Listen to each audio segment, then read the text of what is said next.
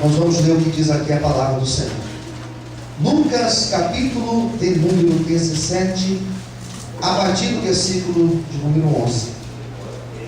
Pegar o controle daqui e depois, se tiver, para pegar. Tinha que ser assim. Você não veio de verde por causa do centenário do Palmeiras, não, né? Pelo amor de Deus, depois eu oro por você.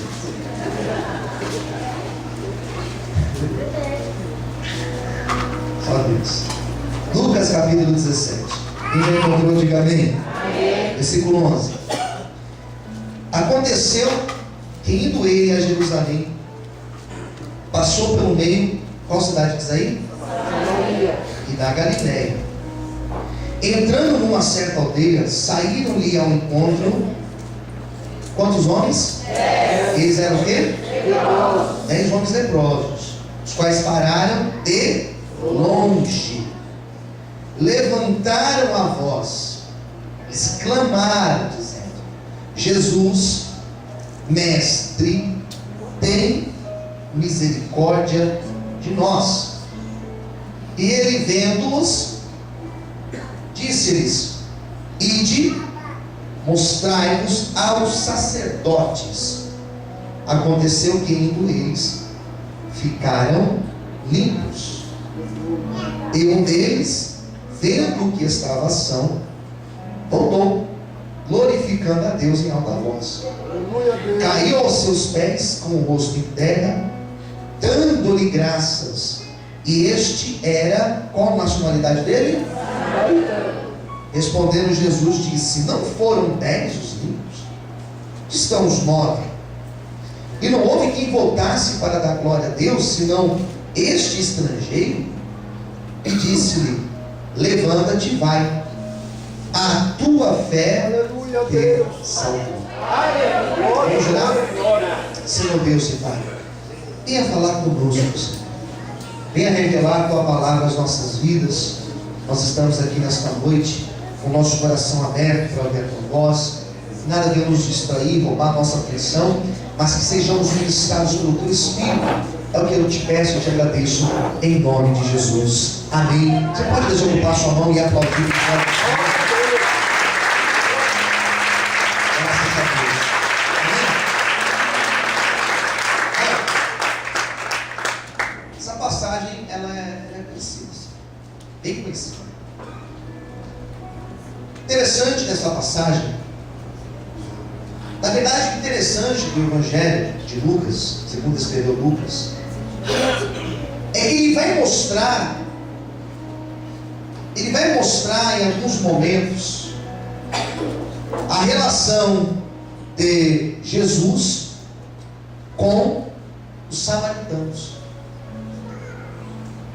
Ele vai mostrar, por exemplo, capítulos anteriores a esse, Jesus sendo rejeitado pelo povo samaritano. Lucas apresenta isso.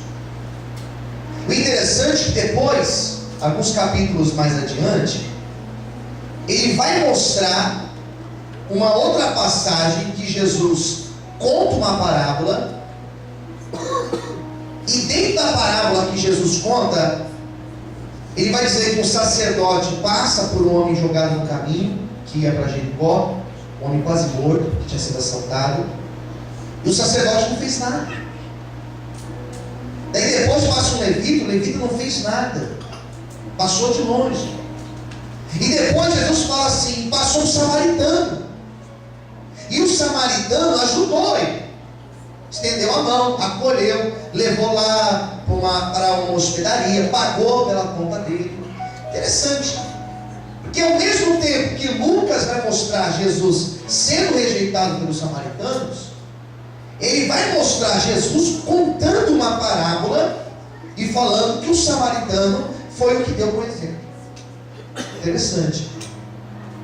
Nesse capítulo que nós acabamos de ler, fala novamente isso. A Bíblia vai falar que eram 10 homens que tinham o mesmo problema, lepra. Eles eram doentes, e era comum eles andarem em grupinhos assim. Tem outras passagens da Bíblia, lá em Reis, por exemplo, que vai falar disso, que eles andavam em grupos. Então era andarem nesses grupinhos de 5, de 6, de 10, talvez até mais. E Jesus vai falar que daquele grupo teve um que voltou para agradecer e era samaritano. Então você percebe na história dos evangelhos que Jesus, ele não tinha dificuldade para lidar com os samaritanos. Quem está entendendo, diga amém. E alguém pergunta, pastor, mas ele deveria ter algum tipo de problema? Na verdade, não é que ele deveria ter. Na verdade, é que a sociedade daquela época, eles tinham problemas com os samaritanos. Judeu e samaritano, eles tinham um sério problema. Um problema social, um problema político, um problema religioso. Nós sabemos pela história que quando Jesus se encontra com a mulher samaritana, está lá no Evangelho segundo escreveu João, no capítulo de número 4, quando Jesus encontra com essa mulher samaritana, a própria mulher samaritana vai falar isso. Como o Senhor, sendo judeu, vem conversar, falar comigo, que sou samaritana. Quem está entendendo, diga amém. Porque existia tradicionalmente esse problema. Mas Jesus não tinha dificuldade de dialogar, de conversar com os samaritanos. Porque para Jesus pouco se importava se a pessoa era da Galileia, se a pessoa vinha de Nazaré, se a pessoa vinha de Cafarnaum, ou se a pessoa vinha de Samaria. Para Jesus não existe diferença. Se você é rico ou se você é pobre, se você tem alguma coisa ou se você não tem nada, não importa se você é homem ou se você é mulher, se você é um jovem ou se você é um idoso, não importa se você é uma pessoa que está na igreja há 20 anos ou há 30 anos, ou se hoje é a primeira vez que você coloca o pé dentro de uma igreja, não importa para Jesus. Ele olha para mim, para você com o mesmo olhar, independente das nossas falhas, independente dos nossos erros até mesmo, independente das nossas ideologias, independente daquilo que as pessoas olham e julgam Jesus, Ele olha para mim, para você com olhar de igualdade, com olhar de amor, com olhar de misericórdia. Amém, queridos? Sabe que você pode glorificar e adorar Jesus por isso? Aleluia!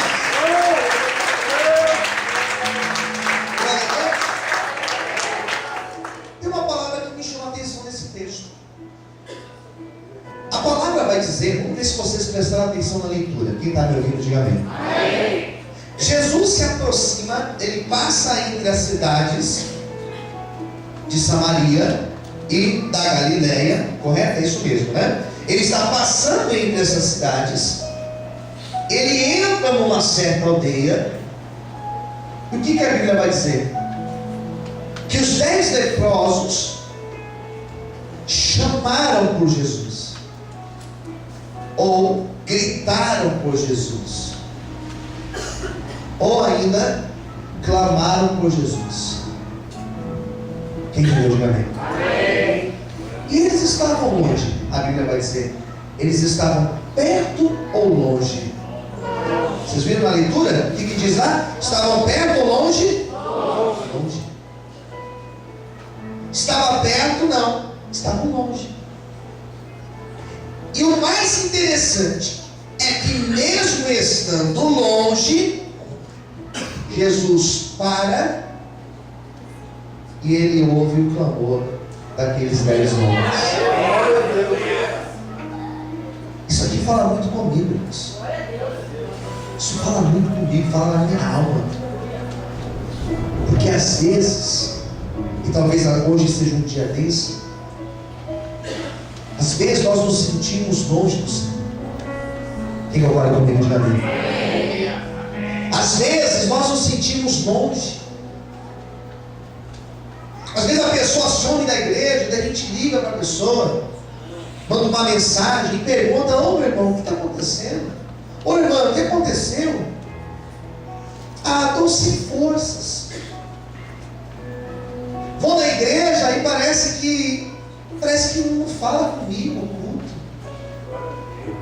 Eu venho para a igreja, eu olho para o lado, eu vejo um chorando, eu olho para o outro lado, eu vejo outro pulando aqui, eu olho lá no altar, eu vejo o pessoal se derramando, mas eu estou me sentindo longe do Senhor. Na nossa caminhada cristã, em alguns momentos nós vamos sentir isso, longe de Deus. Nós vamos sentir distância do Senhor, talvez por uma situação de pecado nosso, e nós ficamos longe do Senhor, nós não buscamos porque nós temos vergonha. Com todos nós já aconteceu isso. Às vezes erramos os mesmos erros, tem um negócio e a gente fala assim, sei lá, eu não devo ir mais, e você acaba se distanciando. Às vezes vem uma luta tão grande na nossa vida, tão grande. Às vezes você cria uma expectativa numa promessa, às vezes você cria uma expectativa num algo e não dá certo, e não acontece como você estava aguardando que acontecesse, e você desanima de orar, e de buscar, e de vir para a igreja, e você começa a se distanciar do Senhor. Mas o lindo do texto e a beleza da literatura aqui é que vai dizer que mesmo eles estando longe, os 10 clamaram, cada um na sua individualidade, cada um com a sua personalidade, cada um do seu jeito, cada um com seus pecados, cada um com seus limites. Diz a Bíblia que os 10 levantaram a voz e começaram a clamar, e Jesus não falou, olha, vem só você aqui, você não. Jesus parou e ele ouviu o clamor daqueles 10 homens, porque aqueles 10 homens clamaram para ele. Não importa se hoje você está se sentindo longe do Senhor, não importa se você está se sentindo frio, não importa se você está se sentindo como o pior dos pecadores, a pior das criaturas, se nessa noite você também erguer a tua voz, se nessa noite você também orar, se nessa noite você também se humilhar perante Jesus, Ele é poderoso para te ouvir, Ele é poderoso para tentar o teu clamor, para mudar a tua sorte, para restaurar a tua vida e para te abençoar naquilo que você está precisando. Aleluia! Você pode glorificar o Senhor? Forte a aleluia, Deus, aleluia! Não existe bênção por atacado. Toma aí um pacote fechado. Não existe isso. Cada um aqui é de um jeito. Cada um aqui precisa de um algo. Cada um aqui tem uma situação. Cada um aqui tem que ter o seu particular com Jesus. Posso ouvir um amém? Tem essa de um pacotão fechado aqui para todo mundo. Distribui aí, pastor, um para cada. Não é isso não, queridos. Cada um aqui o Senhor conhece. A condição de cada um, a dificuldade de cada um. Se hoje você está se sentindo longe, não importa o porquê que você se distanciou, não importa a distância que você está, talvez fazia um ano que você não entrava aqui na igreja, talvez fazia um mês que você não passava por aquela porta e entrava aqui para cultuar Deus, não importa. Nessa noite Jesus te trouxe com o propósito de falar no teu coração, mudar a tua sorte e te abençoar. Quem acredita nisso, dá um glória e aplaude o Senhor.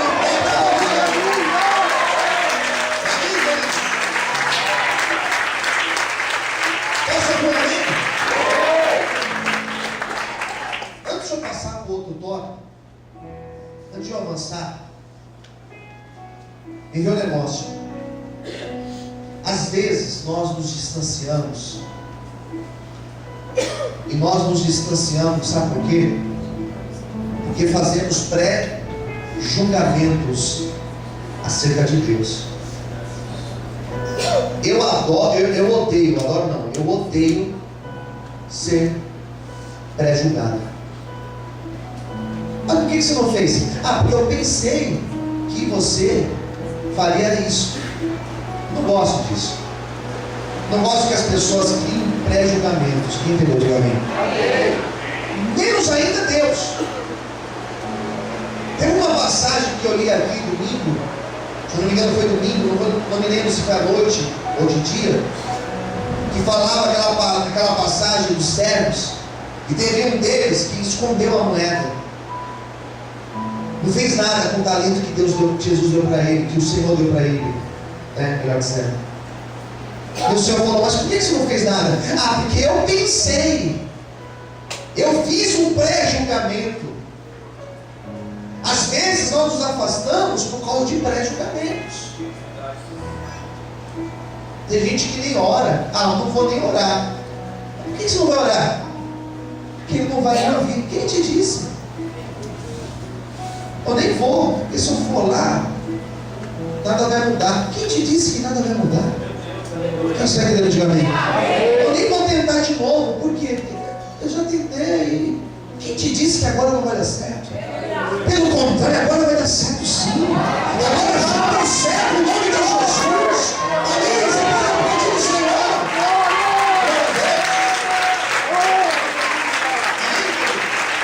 Agora vai, meu Deus. Eles gritaram de novo: Senhor, nos purifique, Senhor, nos limpe. Somos leprosos. E a Bíblia vai dizer que Jesus, mesmo estando distante deles, Jesus não falou para eles: olha, sejam curados. Ele poderia ter dito isso, quem concorda, diga amém. Teve um leproso na Bíblia, Mateus 8, que vai dizer que ele, quando pediu para Jesus: se quiseres, o Senhor pode me tornar limpo. Jesus falou assim para eles: eu quero, seja limpo. E ele foi curado no instante. Aqui foi diferente. Senhor, nos purifique, Senhor, nós somos leprosos. Jesus falou uma outra palavra para eles: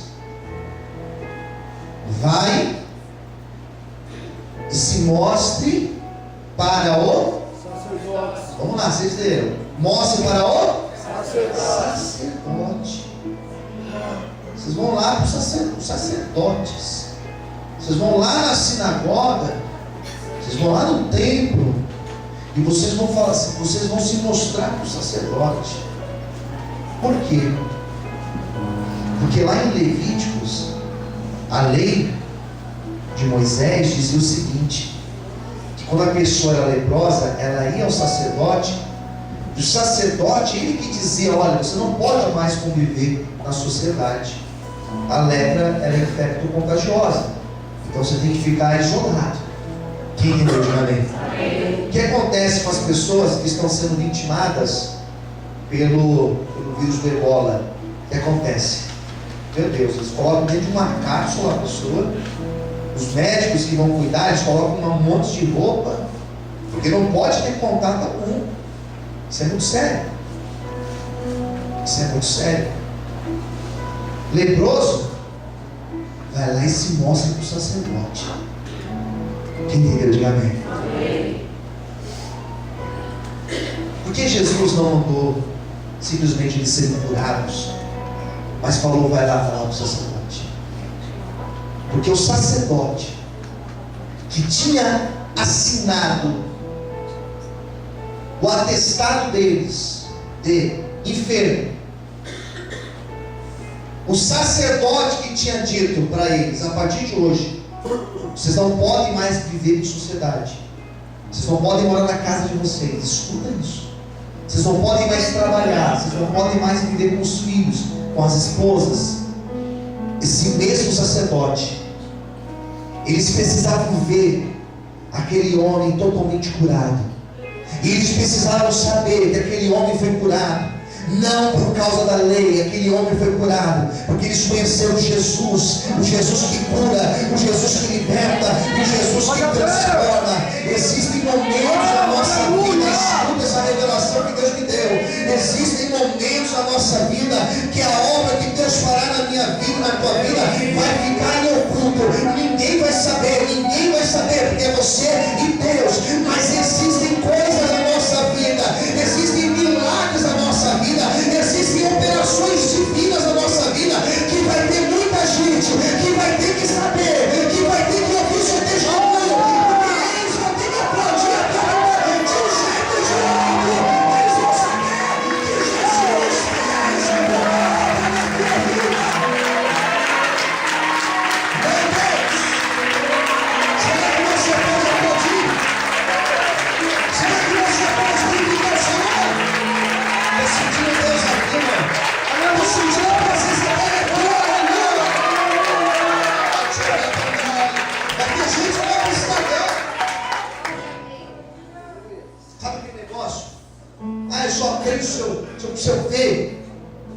acredito.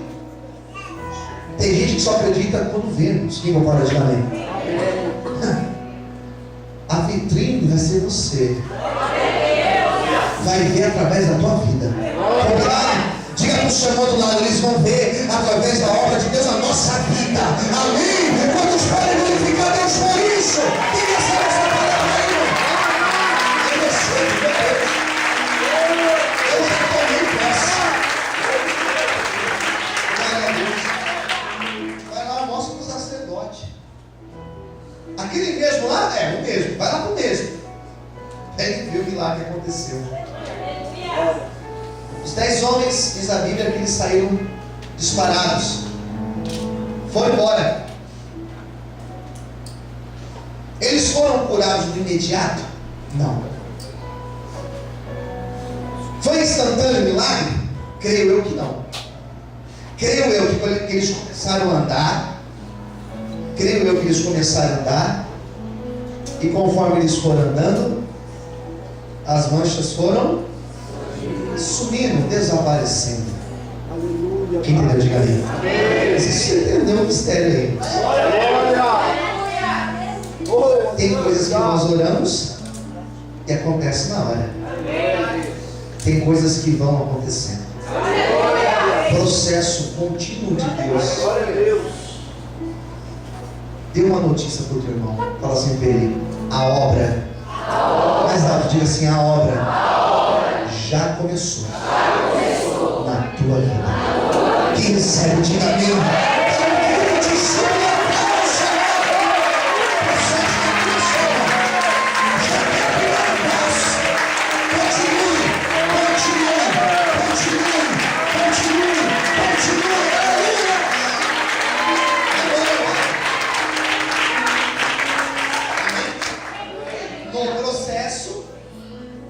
No processo da bênção, vou usar esse termo.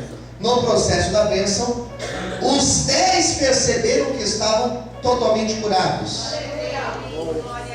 Mas apenas um, quando percebeu que o processo já tinha acontecido, que já estava abençoado, queria lá testemunhar um milagre, queria voltar a morar com a família dele, queria poder trabalhar de novo lá onde ele trabalhava, queria poder frequentar os mesmos lugares, as mesmas festas, que ele poderia ter uma vida social maravilhosa, queria voltar para o templo. Olha que maravilha.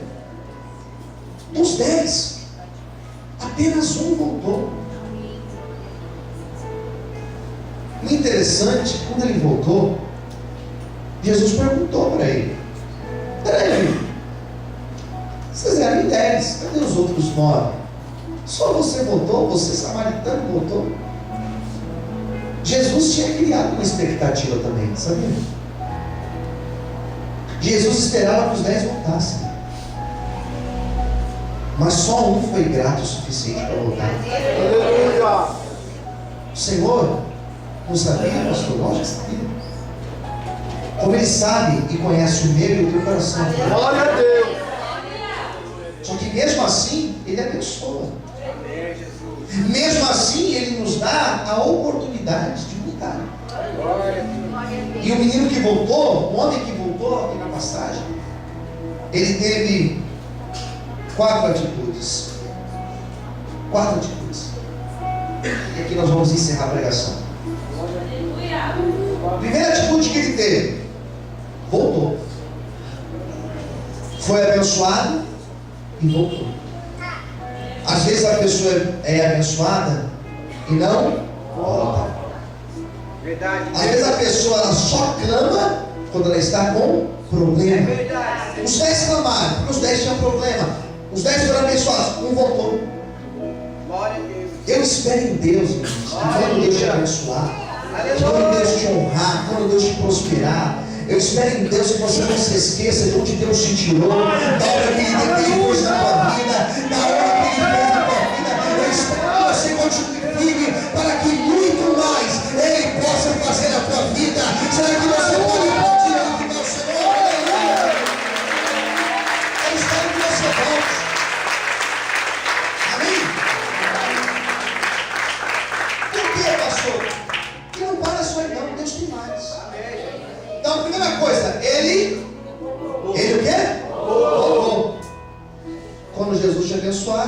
você também possa voltar. Amém. 2, segunda atitude, preste atenção em mim aqui. Segunda atitude, voltou e voltou com seu coração transbordando Aleluia. de qual sentimento? Gratidão. Glória a Deus. Voltou com o coração grato. Tem muitas pessoas, me desculpe a sinceridade, muitas pessoas ingratas, pessoas que você estende a mão e ela esquece daquilo que você fez, pessoas que você apoia e no momento que você precisa elas não te dão apoio. Tem muita gente assim, quem concorda, diga amém. Esse homem que voltou para agradecer. Não voltou para pedir mais, não voltou para pedir um carro melhor, uma casa melhor, um emprego melhor, não, ele voltou para falar: Senhor, obrigado por aquilo que o Senhor fez na minha vida. Eu aprendi, irmãos, quando você é grato a Deus, quando você sabe agradecer, mais ainda Deus faz na nossa vida. Amém? Vamos para aplaudir o Senhor, dizer obrigado, Deus. Agradecer a Deus hoje.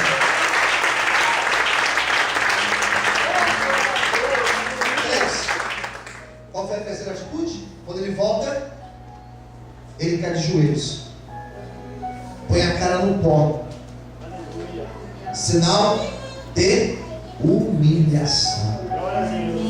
Por que ele se humilha? Porque ele falou o seguinte, em outras palavras: eu só estou abençoado porque as tuas mãos me abençoam.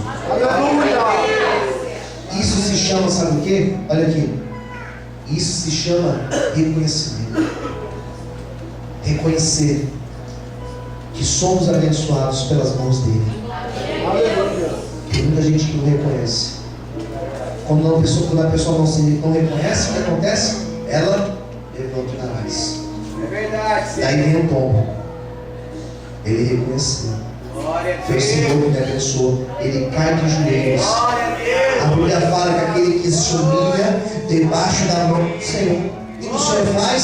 O Senhor levanta essa pessoa e exalta essa pessoa. Eu quero profetizar nessa noite que o Senhor vai te tomar pela mão. Eu vou saber pelo céu. Hoje Deus te toma pela mão e Ele te exalta sobre essa terra para você testemunhar que Ele é Deus. Amém? Será que você pode aplaudir e glorificar e exaltar o Senhor? Aleluia! As palmas, aleluia! Através da tua vida, o nome de Deus será glorificado. Quarto e último. Jesus levantou ele, falou: fica de pé. Ele ficou de pé. Jesus falou uma frase para ele, quando Jesus colocou ele de pé: vai, porque a tua fé te salvou.